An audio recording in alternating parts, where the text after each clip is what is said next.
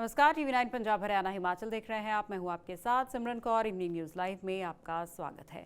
भारतीय कुश्ती संघ के अध्यक्ष बृजभूषण शरण सिंह की गिरफ्तारी के लिए दिल्ली में पहलवानों के धरने का आज 16वां दिन है। जंतर मंतर पर चल रहे इस धरने में आज से खाप पंचायतों के सदस्य भी शामिल हो गए।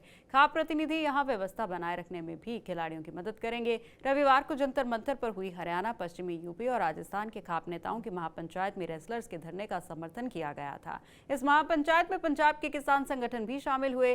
खाप महापंचायत में बृजभूषण शरण सिंह पर कार्रवाई के लिए सरकार को 20 मई तक का अल्टीमेटम दिया गया है। ऐसा न होने पर 21 मई को दोबारा महापंचायत बुलाकर बड़ा फैसला लिया जाएगा। देखिए, मैं सभी का धन्यवाद करता हूं जितने भी लोग हमारे साथ जुड़ रहे हैं, क्योंकि ये एक कुश्ती की लड़ाई नहीं, पूरे देश की, भारत की बेटियों की लड़ाई है, देश की बेटियों की लड़ाई है। तो सभी ने समर्थन दिया। मैं उनका, चाहे खाप पंचायतें हैं, किसान संगठन है, मजदूर संगठन है, महिला संगठन है, स्टूडेंट हैं, तो जितने भी संगठन हमारे साथ जुड़े हैं उन सभी का धन्यवाद है। सरकार किसी तरीके का कुछ फैसला नहीं लिया गया है? देखिए, अभी तक हमारे पास कोई ऐसी चीज़ नहीं है और हम अपनी न्याय की लड़ाई में बैठे हैं और हम जब तक न्याय नहीं मिल जाता तब तक ऐसी लड़ाई लड़ते रहेंगे। ये भी कहा जा रहा है कि दूसरे संगठन इसको हाईजैक कर रहे हैं आपके प्रोटेस्ट। देखिए, ऐसा, इसमें हम राजनीति तो कोई है ही नहीं। कौन बोल रहा है कि हाईजैक कर रहा है? वो लोग आ जाए जो बोल रहे हैं, वो हमें न्याय दिला दीजिए, हम उठ के चले जाएंगे। हम उनसे अपने लोगों से बात करके, जो हमारे सपोर्ट में खड़े हैं, हम उनसे बात करेंगे। हम यहाँ कोई राजनीति करने नहीं आए। हमारी जो अध्यक्ष के, जो रेसलिंग फेडरेशन के अध्यक्ष, उनके साथ लड़ाई है। जो उन्होंने एलिगेशन लगे उनके ऊपर अरेस्ट किया जाए, उनके ऊपर कार्रवाई की जाए। और रेसलिंग फेडरेशन जो उनके लोग बैठे उनको अच्छे लोगों को रेसलिंग फेडरेशन दी जाए, जो देश के खिलाड़ियों का भला हो सके। हमारी ये दो ही मांग है और राजनीति हमारा कोई मकसद नहीं है। यहाँ से आप यहाँ पर बैठे तमाम, कई अभी चैंपियनशिप भी होनी है, इसमें देश का भी नुकसान हो रहा है क्या? देखिए, ये वही बात है, वही चीज़ है कि मैं प्रधानमंत्री जी से और गृह मंत्री जी से यही विनती करूँगा कि आप इसमें जल्दी से संज्ञान लें, क्योंकि दो बड़े टूर्नामेंट है, उसमें देश को भी नुकसान है और हम नहीं चाहते कि भाई वो चीज़ें देश को नुकसान हो, क्योंकि हम भी खिलाड़ी, हम देश के लिए खेलते हैं, तो हमें भी नुकसान हो रहा है, देश को भी नुकसान हो रहा है।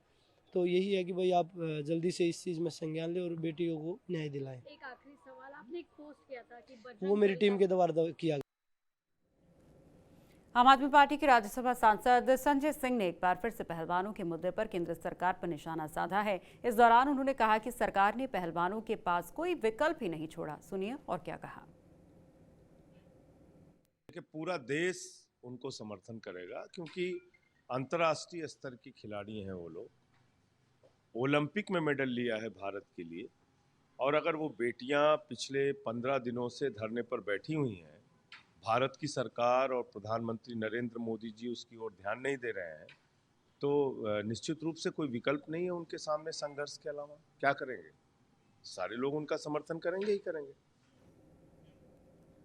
पंजाब ਦੇ ਮੁੱਖ ਮੰਤਰੀ ਭਗਵੰਤ ਮਾਨ ਨੇ ਸਿੰਬਲੀ ਪਿੰਡ 'ਚ ਛੋਟੀ ਵੇਈ ਦਾ ਨੀਂਹ ਪੱਥਰ ਰੱਖਿਆ, ਜਿੱਥੇ ਇਹਨਾਂ ਦੇ ਨਾਲ ਰਾਜ ਸਭਾ ਸਾਂਸਦ ਸੰਤ ਬਲਬੀਰ ਸੀਚੇਵਾਲ ਵੀ ਮੌਜੂਦ ਰਹੇ। ਇਸ ਮੌਕੇ ਮੁੱਖ ਮੰਤਰੀ ਮਾਨ ਨੇ ਕਿਹਾ ਕਿ ਪੰਜਾਬ ਦੇ ਸਾਰੇ ਬਰਸਾਤੀ ਨਾਲੇ ਅਤੇ ਨਦੀਆਂ ਜੋ ਵੀ ਬੰਦ ਹੋ ਗਏ ਨੇ, ਆਉਣ ਵਾਲੇ ਸਮੇਂ 'ਚ ਸਾਰਿਆਂ ਨੂੰ ਮੁੜ ਜਿਉਂਦਾ ਕੀਤਾ ਜਾਵੇਗਾ। ਪੰਜਾਬ ਨੂੰ ਤਾਂ ਕੁਦਰਤ ਨੇ ਆਪ ਪਾਣੀ ਦਿੱਤਾ ਹੋਇਆ। ਪੰਜਾਬ ਦੇ ਕਿਸੇ ਵੀ ਘਰ ਜਾਂ ਖੇਤ ਨੂੰ ਅਸੀਂ ਪਾਣੀ ਪੱਖੋਂ ਵਾਂਝਾ ਨਹੀਂ ਰਹਿਣ ਦੇਵਾਂਗੇ। बरसाती चोए नदियां नाले बंद हो गए, लोगों ने वाह ले, कुछ दरख्त उग गए, सारिਆਂ ਨੂੰ ਦੁਬਾਰੇ ਜਿਉਂਦੇ ਕਰਾਂਗੇ, ਸਾਰਿਆਂ ਨੂੰ ਦੁਬਾਰੇ ਜਿਉਂਦੇ ਕਰਾਂਗੇ। ਪਰ ਧਰਤੀ ਦੇ ਵਿੱਚ ਪਾਣੀ ਜਾਣ ਦਾ ਕੋਈ ਜਰੀਆ ਹੈ ਹੀ ਨਹੀਂ। ਜਦ ਤੱਕ ਹੜ੍ਹ ਆਉਂਦੇ ਆ, ਵੇਸਟੇਜ ਜਾਂਦੀ ਹੈ ਜਾਂ ਸੁੱਕਾ ਹੈ। ਸੋ ਜੇ ਅਸੀਂ ਧਰਤੀ ਦੇ ਵਿੱਚ ਪਾਣੀ ਰੀਚਾਰਜ ਵਾਲਾ ਕਰ ਲਈਏ ਕੰਮ, ਅਸੀਂ ਇਸ ਵਕਤ महापुरुष बैठे ने, उन्होंने पता है पंजाब का सिर्फ 33 तो 34% पानी इस्तेमाल कर रहे हैं नहरी। राजस्थान 90 तो ऊपर है, 90% तो ऊपर। जे असी 34 नूं पहले पड़ाव च 60-65 ते ले जाइए, 14 लाख ट्यूबवैल ने, मैं शर्त ला के कहना 4 लाख ट्यूबवैल बंद हो जाएंगे, क्योंकि पानी उन्होंने को नहरी पहुंचने लग जाएगा। वो ट्यूबवैल बंद होंगे, थल्लों पानी बचूगा, ट्यूबवैल बंद होंगे, बिजली का खर्चा बचूगा, सरकार का खर्चा बचूगा, खजाने च 4 पैसे होंगे, खजाने 4 पैसे होंगे, तो तुहाडे इंफ्रास्ट्रक्चर ते, तुहाडे स्कूलों ते हस्पतालों ते लावांगे। साइकिल है, सर्कल है। जम्मू कश्मीर में शहीद हुए जवान का पार्थिव शरीर उनके पैतृक गांव हिमाचल के पालमपुर में लाया गया। माहौल इतना गमगीन था कि हर किसी की आंखें नम थीं। इलाके में ये पहला मौका था जब इतनी संख्या में शमशान घाट पर औरतों की मौजूदगी रही हो। शहीद अरविंद की अंतिम यात्रा में सैकड़ों लोग पहुंचे। पत्नी, माता और गाँव की औरतें भी अंतिम यात्रा में शामिल हुई। शहीद के ताबूत से तिरंगा हटाया गया और उसे सम्मानपूर्वक उनकी पत्नी बिंदु को सौंपा गया। तो उनकी धर्मपत्नी बिंदु तिरंगे को सीने से लगाकर रोते हुए कह रही थी कि शहीद अरविंद का ये सबसे महंगा और सबसे अंतिम तोहफा है, इसे वो जीवन भर अपने साथ रखेंगी।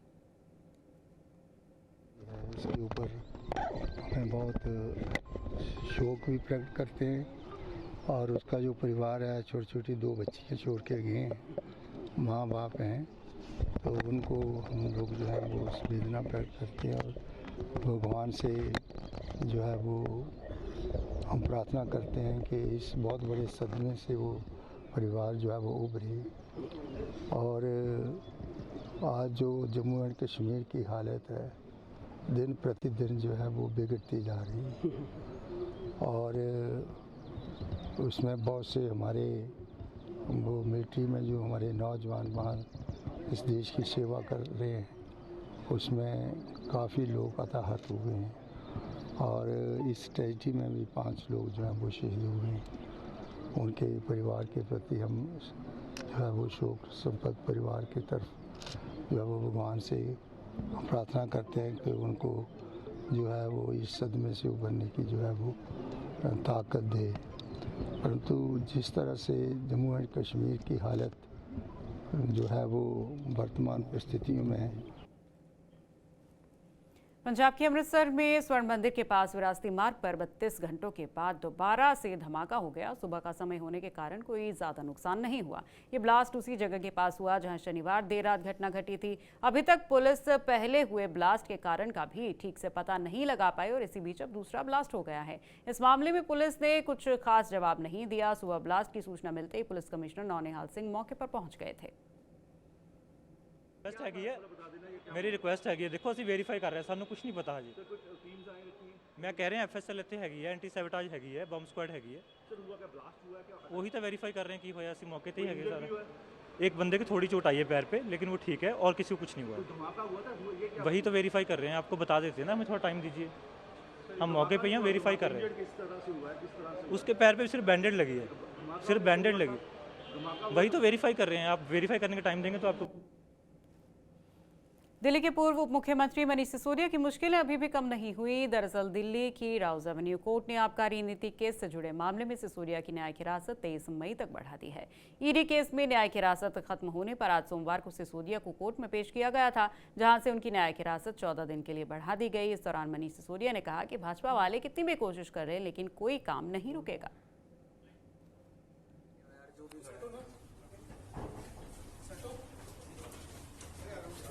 सर, शराब नीति में दूसरे आरोपियों को जमानत मिली है, क्या कहेंगे?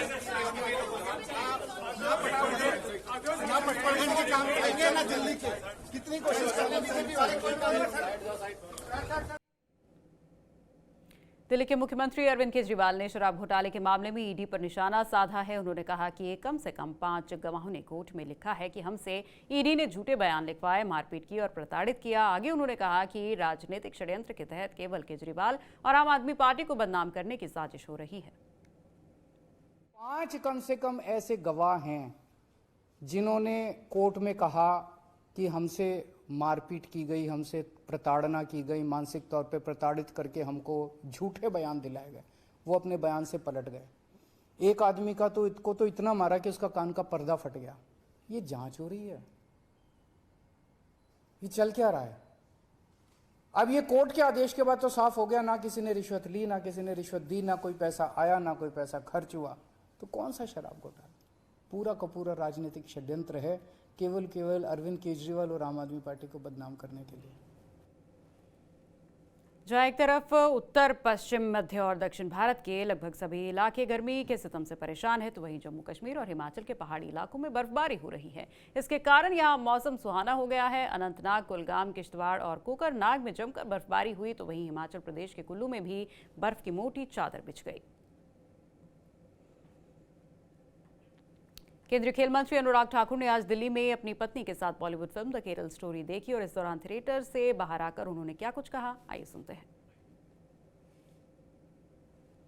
मोहब्बत के रास्ते वहाँ पर ले जाते हैं जहाँ पर आपके देश के प्रति काम करने के लिए कहते हैं, और वैश्विक आतंकी संगठनों की ये जो सोच है और सोची समझी साजिश है, उसका हिस्सा भविष्य में बेटियां ना बने तो फिल्म बहुत जागरूक करती है।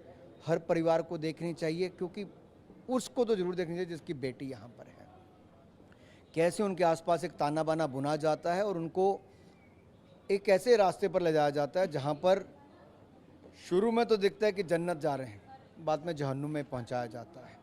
और एक कहीं ना कहीं दिखता है कि ये बहुत सोची समझी साजिश है जिसके कारण हज़ारों बच्चियाँ इसमें फंस गई हैं।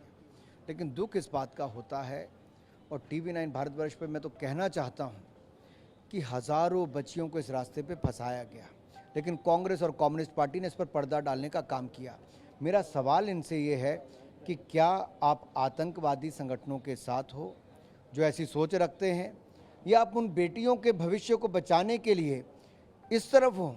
क्या भविष्य में बेटियों के साथ ऐसा ना हो तो आप क्या फिल्म को प्रमोट करेंगे या उसके साथ खड़े होंगे? लेकिन विपक्ष जो है वो कह रहा है ये बीजेपी का प्रोपेगेंडा है और कहीं ना कहीं कर्नाटक चुनाव में इसे भुनाने की कोशिश है, ऐसा विपक्ष का आरोप है। देखिए, जब भगवान राम को काल्पनिक बता दें, बजरंग बली पे सवाल खड़ा कर दें और कर्नाटक को एक सोवरेन स्टेट बताने की बात सोनिया गांधी जी स्वयं करें, ये बीजेपी नहीं बोल रही है, ये कांग्रेस पार्टी ही बोल रही है।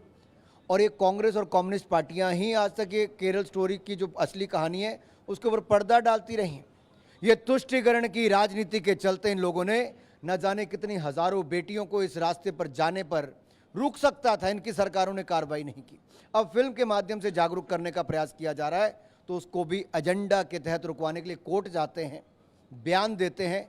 मेरा सवाल ये है, क्या ये आतंकवादी संगठनों के साथ हैं? और दूसरा, क्या भविष्य में भारत की बेटियों के साथ एक खुलवाड़ ना हो तो उसको रुकवाने के साथ हैं?